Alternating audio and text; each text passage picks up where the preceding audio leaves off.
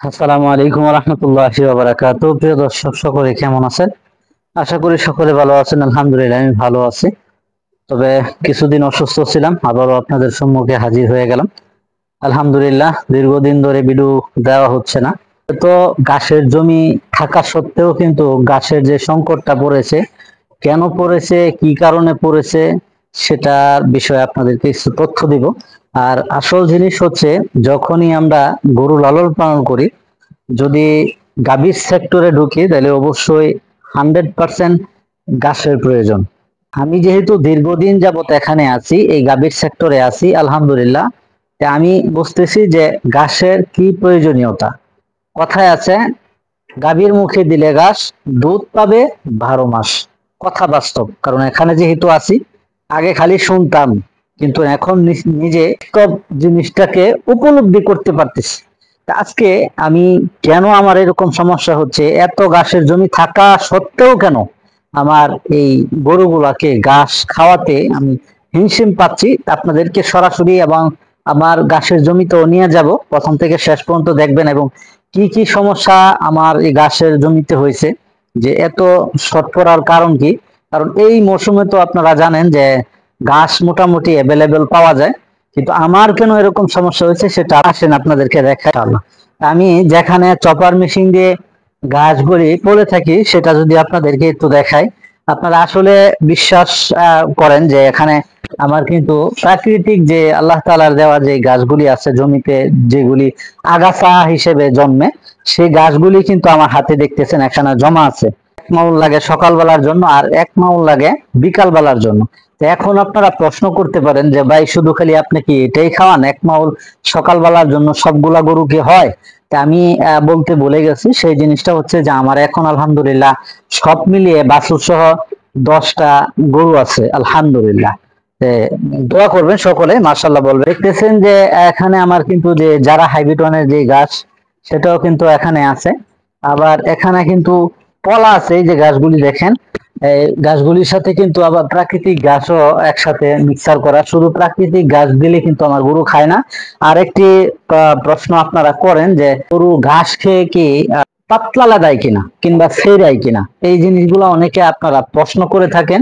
যে প্রশ্নের দ্বার প্রান্তে আমি আপনাদেরকে এই জিনিসটা বলবো, আমার এখানে প্রাকৃতিক ঘাস যেহেতু আছে এবং আমি যারা ঘাসও আছে, এখন কিন্তু আমি যেহেতু যারা ঘাস আগে খাওয়াইতাম, এখন মিক্সার করে খাওয়াচ্ছি, তারপরেও কিন্তু আমার সমস্যা হচ্ছে না। এই যে সেই মিশিং, যে মিশিং দিয়ে আমার হাতটা আঙুল দুইটা কাইটা পড়ে গেছিল, আলহামদুলিল্লাহ এই মেশিন দিয়ে কিন্তু আমি চপার গুলি করে থাকি, গরুর সম্মুখে আমি গাছগুলি দিয়ে থাকি। এই গাছের সাথেই কিন্তু আমি প্রাকৃতিক গাছটা সাধারণত আমি এই গাছটা একসাথে ফলি। তো এখন আরেকটি প্রশ্নের জবাব আপনাদেরকে দিতে চাই। প্রায় প্রায় দর্শকই কিন্তু আমাকে একটা প্রশ্ন করে থাকেন, সেই প্রশ্নটা হচ্ছে যে ভাই, আপনার ঘাস তো এরকম বড় হয়ে গেছে, শক্ত হয়ে গেছে, তো এটা কি গরু খায়? তা আমি আপনাদেরকে বলি, এই যে দেখেন কত বড় বড় হয়েছে, মোটা মোটা হয়েছে। এই গাছটা মূলত আমার বয়স হয়ে গেছে 3 থেকে 3.5 মাস বয়স।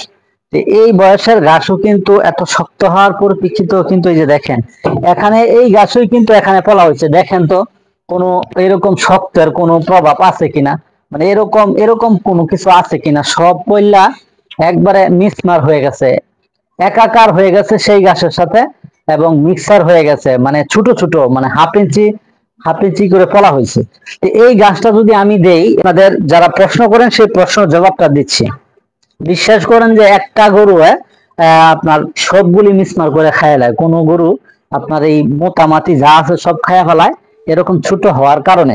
আরেকটি জিনিস আপনাদেরকে এর আগেও আমি বলেছিলাম যে এই ঘাসের মধ্যে পর্যাপ্ত আপনার সুগার আছে, মানে চিনি আছে, চিনি জাতীয় আছে, মিষ্টি মিষ্টি ভাব অত্যাধিক বেশি। বাংলাদেশের মধ্যে যত ঘাস আছে তার মধ্যে এই যারা হাইব্রিডের মধ্যে কিন্তু সবচেয়ে বেশি আপনার সুগার জাতীয়, মানে চিনি জাতীয়, মিষ্টির মিষ্টির প্রভাবটা একটু বেশি।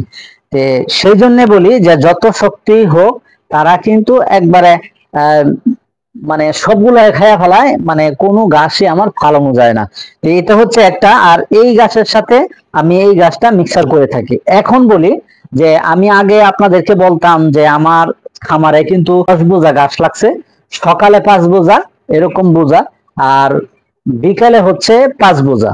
তে আমি কিন্তু একবারে 10 বোঝা কাটি, কারণ আজকে বিকালের জন্য এই গাছটি কাটা হয়েছে। আপনাদেরকে আবারও আমি একটু দেখ, 5টার সময় দুধ দহন করি।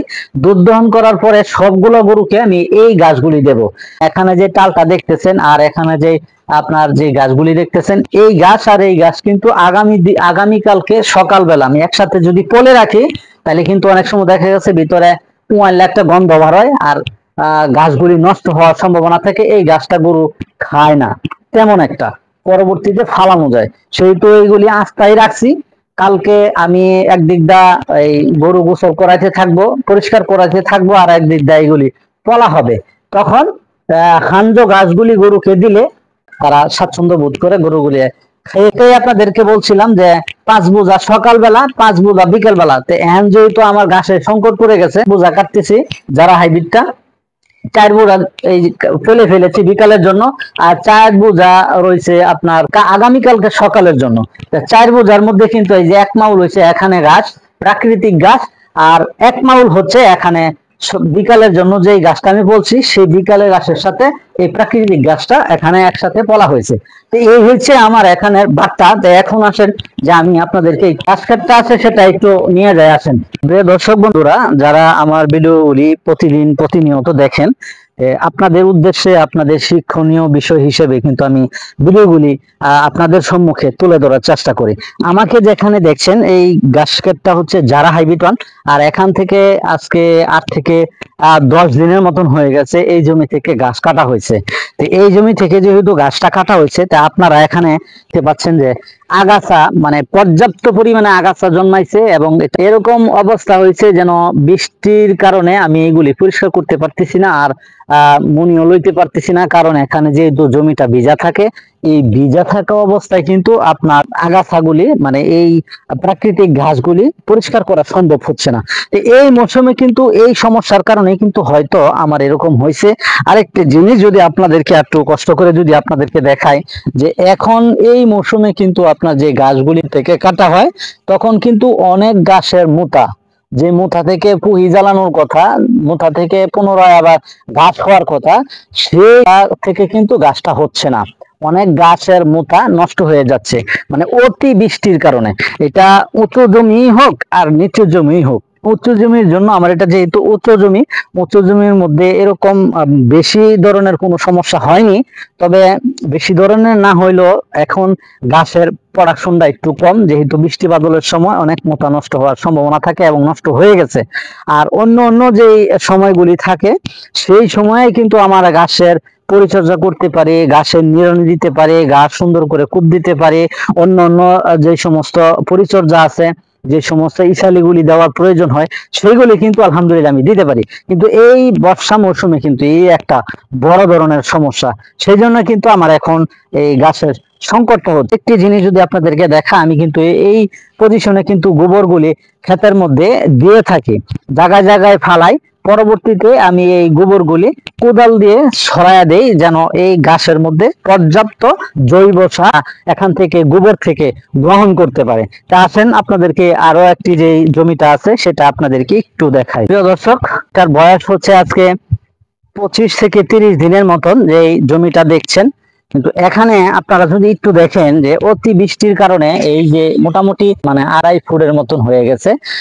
তারপরেও কিন্তু দেখেন যে এই যে লালচে যে কালারটা দেখছেন, আপনার গাছের যে পাতাগুলির যে কালারটা হচ্ছে লালচে কালার, সবুজ কালারের মধ্যে যে নষ্ট কালারটা দেখতেছেন, পাতা মরে গেছে, এটা কিন্তু অতিবৃষ্টির কারণে।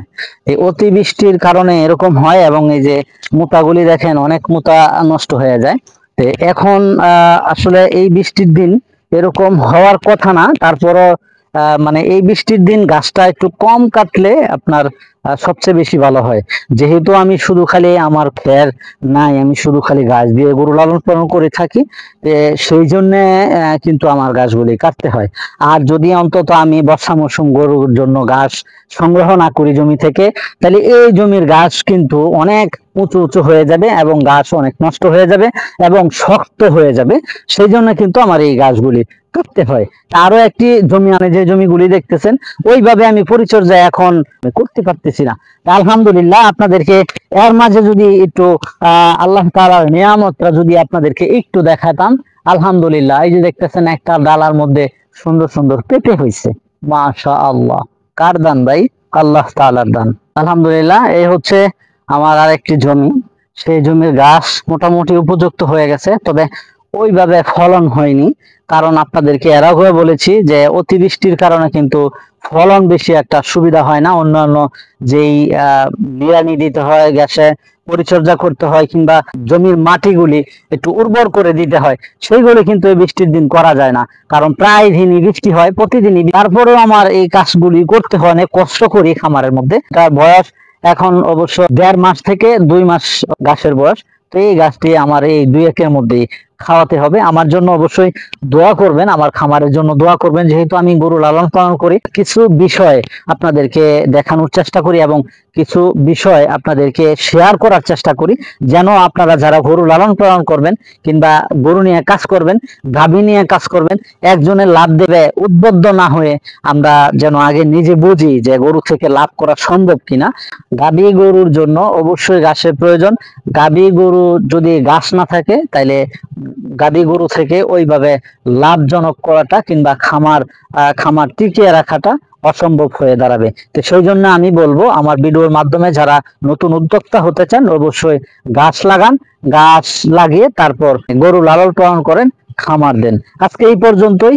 যদি ভিডিওটি ভালো হয়ে থাকে অবশ্যই লাইক, কমেন্ট, শেয়ারের মাধ্যমে এবং সাবস্ক্রাইব করে বেল আইকনটি টিপে দিয়ে আমার পাশে থাকার চেষ্টা করবেন। আসসালামু আলাইকুম ওয়া রাহমাতুল্লাহি তাআলা ওয়া বারাকাতুহু।